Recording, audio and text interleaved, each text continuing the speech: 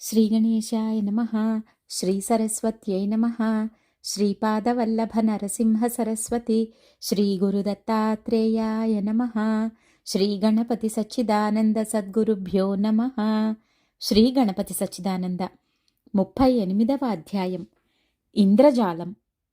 సృష్టిం మాయామింద్రజాలం యదాహుస్తన్నో జానేనైవ జానే తదర్థాన్ కింత్వేకైకం దేశికేంద్రోపయుక్తం మూలధ్యంసి స్వాద్యథా స్వప్నసింహః. సృష్టి అని, మాయ అని, గారడి అని చెబుతూ ఉంటారు.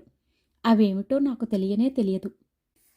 అయితే వీటిలో ఏ ఒక్కటైనా సరే శ్రీ గురుదేవులు ఉపయోగించినట్లయితే మాత్రం అది కలలో కనిపించిన సింహం కలనే ఎగరగొట్టినట్లుగా మూలధ్వంసం చేసివేస్తుంది.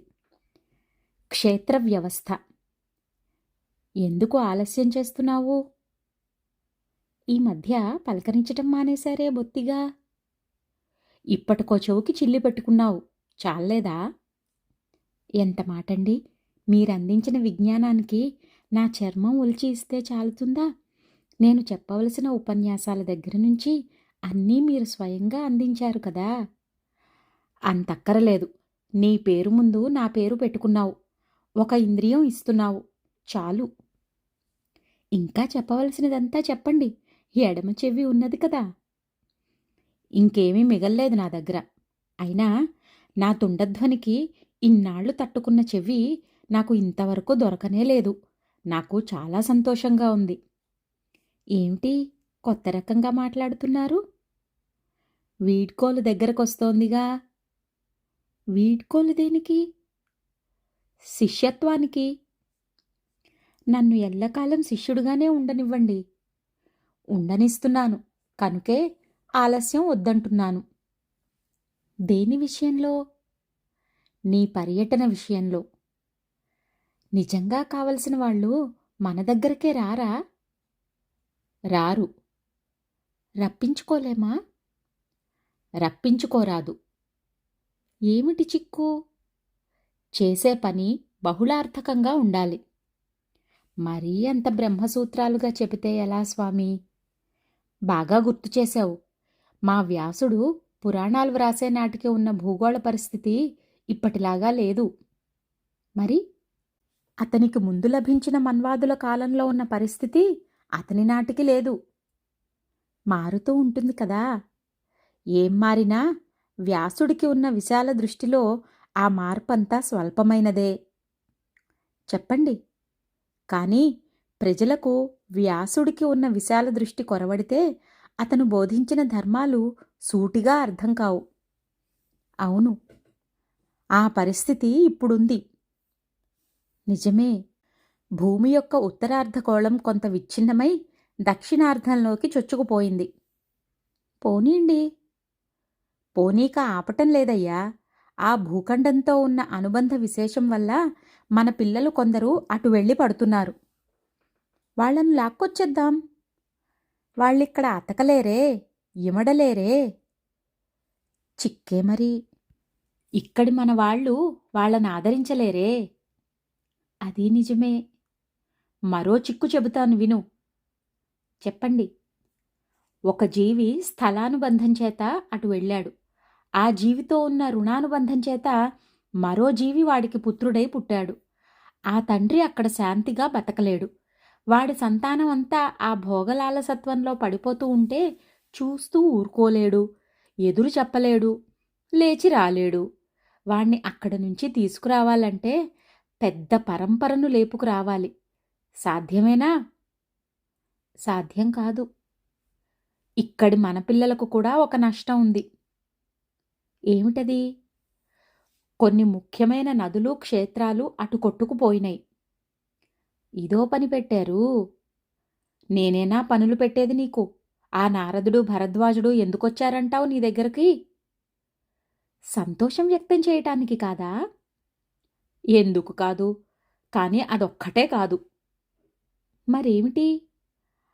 ఆ నారదుడు ఒకప్పుడు భూమి మీద ఒక నదిని కల్పించాడు. అది ఇప్పుడు మీ లెక్కలో ఖండాంతరానికి పోయింది. ఆయన బాధ అది. భరద్వాజుడు వేగపు ముని. ఆయన విమానాలు నిర్మించాడు పూర్వం. నిన్ను విమానయానానికి ప్రోత్సహించాలని ఆయన ఆలోచన. అదా కథ. ఇదొక్కటే కాదు. పూర్వం మేమెవ్వరమూ రాజుల సరిహద్దులను బట్టి క్షేత్రాలను కొలవలేదు. మా కొలతలన్నింటికీ మహాభూమితో గల సారూప్యమే ప్రధానాధారం. అయితే ఏమిటి? ఇవాళ ఒక దేశంగా ఉన్న స్థలం రేపటికల్లా కల్లోలం వచ్చి ఎల్లుండికి 2 ముక్కలవుతోంది. ఇక్కడి క్షేత్రం అక్కడి వారికి మరుభూమి అవుతోంది. అక్కడితో ఆగక ఇక్కడి వారి దృష్టిలో ఆ దేశమే అపవిత్రమైపోతోంది. నిజమే. కట్టకు గండిపడి ఊరు కొట్టుకుపోతోంది. అప్పుడు నువ్వు చెయ్యవలసిన పని నీ ఇంటి చుట్టూ కరకట్ట వేసుకోవటం కాదు. అలా చేస్తే మనకు నిత్య ప్రమాదమే. గండి పూడిస్తే అదే శ్రమతో ఊరంతా బాగుపడుతుంది. ఊళ్ళో ఎవరు బాగుండకపోయినా బాధ మనకే కదా. అవును. గండి పూడవాలంటే గండి దగ్గరకు వెళ్ళాలి, తప్పదు. ఓ, అలా వచ్చారా? అవును. పడమటి వైపు గండిపడి భౌతికవాదం తూర్పును ముంచేస్తోంది. దానికి అడ్డుగోడ వెయ్యకపోతే ఇక్కడ మన కాళ్ల కింది నేలే కోసుకుపోతుందంటారు. అంతేనా? ఇవాల్టి రాజ్యాల ప్రాబల్యాలు, ఆయుధాల ప్రాబల్యాలు మాకు లెక్కలోవి కాదు. వీటికి తాతల లాంటి యుద్ధాలు మేం చూశాం. యుద్ధాల మాట ఇప్పుడెందుకు స్వామీ? చెబుతా. యుద్ధాలే కాదు, దేశాలకు దేశాలను నోరు తెరిచి మింగేసిన భూకంపాలను చూశాం. ఓ, అగ్నిపర్వతాలు చూశాం, సముద్ర కల్లోలాలు చూశాం, ఉల్కాపాతాలు చూశాం, జలప్రళయాలు చూశాం. ఇవాళెందుకో మీరు ఉగ్రంగా ఉన్నారు. అయినా మేం ప్రబోధించిన ధర్మం ఎన్నడూ నశించలేదు. ఎందువల్ల? అది అల్పులైన దేహదారుల తెలివి మీద ఆధారపడినది కాదు కదా. నిజమే. మరి దేని మీద ఆధారపడి ఉన్నదంటావు? సూక్ష్మ శరీరధారులైన, చిరంజీవులైన, మంత్రద్రష్టలైన మహర్షుల మీద. చక్కగా చెప్పావు. ఆ మహర్షులు అధిష్ఠించి తమ తపస్తరంగాలను నిక్షేపించి ఉంచిన అనేక మహత్తర క్షేత్రాలు ఇవాళ వ్యర్థంగా పోతున్నాయి. మరి వాటిని గుర్తించటమెలా? నీకున్న సమస్య అది కాదు, గుర్తించిన వాటిని నచ్చ చెప్పటమెలా అని. అదేలేండి. లోకంలో నీ మాట ప్రమాణమయ్యే స్థితికి వచ్చావు నువ్వు. అదలా ఉంచుదాం. మా వ్యాసుడు అన్నింటికీ సూచనలు ఏర్పరిచే ఉంచాడు. చతుస్సముద్ర తీరాలలోనూ సంధ్యోపాసన చేసిన మహర్షులను చరిత్రలో నిబంధించాడు. ఇప్పుడు మీరు అనుకుంటున్న భారతదేశంలో దొరకని నదులు వర్ణించాడు. ఇంకా ఎన్నో చేశాడు. చాలవా అవి? చాలు. అయితే ఇక పనిలోకి దిగు. ఇంకా 2వ ఆవృత్తి కావాలిగా. మనకు పరీక్షల పిచ్చి ఉందిగా. ఒక్కసారి అన్ని దేశాల్లో అంటించి వచ్చేయమంటారా? చిన్నప్పుడు మీ ఇంటి పక్కన ఉన్న ఆంజనేయుణ్ణి కొద్దిగా ఉపాసించావు కదూ నువ్వు. ఆ ఉపాసన అట్టే దూరం పోలేదండి. అంటించి వచ్చేదాకా పోయిందిగా, ఇంకా ఎందుకు? ఆయన దయ. దయ ఉండబట్టే ఆయన పేరు పెట్టావని పొంగిపోయి ఆ ద్వారం దగ్గర కదలకుండా పడి ఉన్నాడు. ఆయన పేరని పెట్టలేదుగా. ఎలాగైతే ఏం, ఆయన పేరేగా. సరే, ఒక పని చెయ్యి. ఏమిటది? ఆ ద్వారం దగ్గర ఆయన యంత్రం ఒకటి పెట్టేసెయ్యి. ఉభయతారకంగా ఉంటుంది. ఆజ్ఞ. ఇంతకు అంటించటం మాటేమిటి? మీరెలా చెబితే అలాగే. సిద్ధాంతం సిద్ధాంతమే. ఆచరణ వచ్చేసరికి ఉపాధి, సంస్కారము, సంకల్పము ఇవన్నీ జాగ్రత్తగా సరిపెట్టుకోవాలి. తృతీయావృత్తికి వేదిక సిద్ధం చేసుకోవద్దా? తప్పకుండా. అంకురారోపణ చేశావుగా, ఈ ట్రస్ట్ పేరుతోనూ దాని ముద్రిక పేరుతోనూ. ఇది ఎప్పటికి తెవులుతుందో. ఇంకెంత, 3 రోజులు నిన్ను చూసుకుంటే చాలు నేను. అంత నిర్దయగా మాట్లాడతారేమండి? నేనెక్కడికి పోతానయ్యా? నీ పీఠంలోనూ పీఠ శాఖలలోనూ నేనే రక్షకుణ్ణి, నేనే క్షేత్రపాలకుణ్ణి. నీ చెవు పుచ్చుకున్నాక ఆ మాత్రం చెయ్యనా? మీ నోటితోనే ఆ వ్యవస్థ పూర్తి చెయ్యండి. నేను క్షేత్రపాలకుణ్ణి, క్షేత్రోపాసన మా అమ్మ, క్షేత్రజ్ఞుడువు నువ్వే. నువ్వే అంటే 3 రోజులు ఆగాక చెబుతా. మీ అకారణ దయ వల్ల ఎక్కడికక్కడ మార్గదర్శనం అవుతోంది నాకు. అకారణ దయ ఎందుకు ఉంటుంది? నా విషయంలో నీ ఉపాసన తక్కువే అయినా మీ అమ్మ చేసిన ఉపాసన అఖండంగా ఉంది. అందుకే నీ అవతారం అంతా నేనే సారథిగా నడుపుతున్నాను. నా ప్రయాణానికి ముహూర్తం ఎప్పుడు పెట్టారు స్వామి మీరు? రేపు తెల్లవారుజామున. చిత్తం. ఆజ్ఞ. ప్రశ్న గణపతిని ఆయన స్థానంలో పెట్టి చెవి సవరించుకుంటూ విజయవాడ పర్యటనకు బయలుదేరారు స్వామీజీ. స్వామీజీ విజయవాడలో ఉండగా ఏదో వ్యాపారపు పని మీద మద్రాసు నుంచి బాంబే వెళుతున్న రాజారాం గారు దర్శనానికి వచ్చాడు. ఆయనతో కూడా ధీరజ్లాల్ షా గారు అనే బాంబే మిత్రుడు ఉన్నాడు. షా గారు జైనుడు. ఆయనకు స్వామీజీ మీద ఆసక్తి లేదు. రాజారాం గారికి తోడుగా మాత్రమే చౌదరి గారింటికి వచ్చాడు. వీరు వెళ్లేసరికి స్వామీజీ తీర్థం ఇస్తున్నారు. దూరం నుంచి గమనిస్తున్న షా గారికి ఒక అనుమానం వచ్చింది. చేతిలో ఉన్న తీర్థం చెంబు చిన్నదిగానే ఉంది కదా, ఇంతమందికి తీర్థం ఇచ్చినా దాంట్లో తీర్థం అయిపోవటం లేదేమీ అని. అనుమానం వచ్చాక దాంట్లో మళ్ళీ నీళ్లు పోస్తారేమో అని చూడసాగాడాయన. ఎవరూ అందులో నీళ్లు పోయటం లేదు. తీర్థం ఇంతమంది జనానికి ఇస్తూనే ఉన్నారు స్వామీజీ. ఇది గమనిస్తున్న షాగారికి దిమ్మ తిరిగిపోయి మిత్రుడు రాజారాం గారితో తన ఆశ్చర్యం వ్యక్తం చేశాడు. ఇది నాకు కొత్త కాదు, ఇది నేను చాలాసార్లు చూశాను అన్నాడు రాజారాం గారు. ఆ సమాధానానికి పూర్తిగా బుర్రపోయింది షాగారికి. ఇంతలో స్వామీజీ వారి దగ్గరకు రాగా తమ బాంబే మిత్రుడిని పరిచయం చేశాడు రాజారాం గారు. ఏమంటున్నాడు నీ మిత్రుడు అన్నారు స్వామీజీ మందహాస మనోజ్ఞంగా. మిత్రులిద్దరూ మాట్లాడలేదు. ఈ చెంబు చాలా చిన్నదిగా ఉంది కదూ అన్నారు స్వామీజీ. ఉలిక్కిపడ్డాడు షాగారు. ప్రసాదం తీసుకువెళ్ళండి అన్నారు మళ్ళీ స్వామీజీయే. ఆ తర్వాత ప్రసాదం తీసుకుని స్వామీజీ దగ్గర సెలవు తీసుకోవడానికి వచ్చారు మిత్రులిద్దరూ. వెళతారా? సరే అని నవ్వారు స్వామీజీ. అదేం మాట? సరిగా అర్థం కాలేదు. తీరా రైల్వే స్టేషన్కు వెళ్లేసరికి టికెట్లు దొరక్క ఆ రోజు ఆగిపోవాల్సి వచ్చింది. ఆగిపోయాం కదా అని మిత్రులిద్దరూ ఆ సాయంత్రం సంకీర్తనకు వచ్చారు. అక్కడి కార్యకర్తలు వీరిని చూస్తూనే, వచ్చారా? మీరొస్తారని స్వామీజీ చెబుతూనే ఉన్నారు అన్నారు. షాగారికి మరోసారి షాక్ తగిలింది. ఆ రోజు సంకీర్తన అయినాక మిత్రులిద్దరినీ లోపలికి పిలిచి కూర్చోపెట్టి హిందీలో మాట్లాడసాగారు స్వామీజీ. నాకు ఇంద్రజాలం చేయటం కూడా కొంత వచ్చును, కానీ నేను ఇంద్రజాలికుణ్ణి మాత్రం కాదు. నేను మనిషిని, మామూలు మనిషిని అన్నారు స్వామీజీ. ఇలా మాట్లాడుతూనే ఏదో వాలిందో ఏమో ముందుకు వంగి తన పాదం మీద టప్పున చెరచుకున్నారు స్వామీజీ.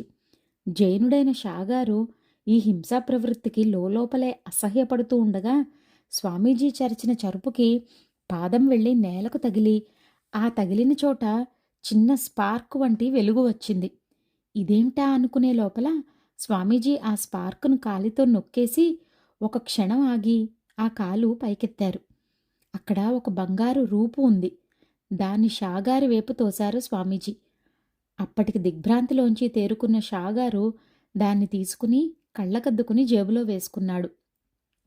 అప్పుడు స్వామీజీ తన కాలు బాగా ఎత్తి అరికాలు వారికి చూపించారు. అరికాలిలో ఈ రూపు తాలూకు విభూతి గుండ్రంగా అద్దుకుని కనిపిస్తోంది. ఆ తర్వాత మళ్ళీ మామూలు మాటలు సాగుతున్నాయి. ఆ మాటల సందర్భంలో స్వామీజీ ఇంతవరకు బాంబే చూడలేదని గ్రహించిన షాగారు స్వామీజీని తమ ఇంటికి రమ్మని ఆహ్వానించాడు. వెంటనే అంగీకరించారు స్వామీజీ. అప్పటికి రాజారాం గారికి ఆశ్చర్యం మొదలైంది. రావటానికి ఇష్టం లేని మిత్రుడు రావటం, వెళదామనుకున్న ప్రయాణం ఆగిపోవటం ఇందుకన్నమాట. మనం చేస్తున్నామనుకున్న పని ఏది మన సొంత ఆలోచన కాదా ఏమిటి అని ఆశ్చర్యంలో పడ్డాడు రాజారాం గారు. రాజారాం గారు, షాగారు ఎంత తొందరపడినా ఆ బాంబే పర్యటన వాయిదా పడుతూనే ఉంది. ఈలోగా ఆశ్రమంలో అనేక విశేషాలు జరిగిపోతున్నాయి.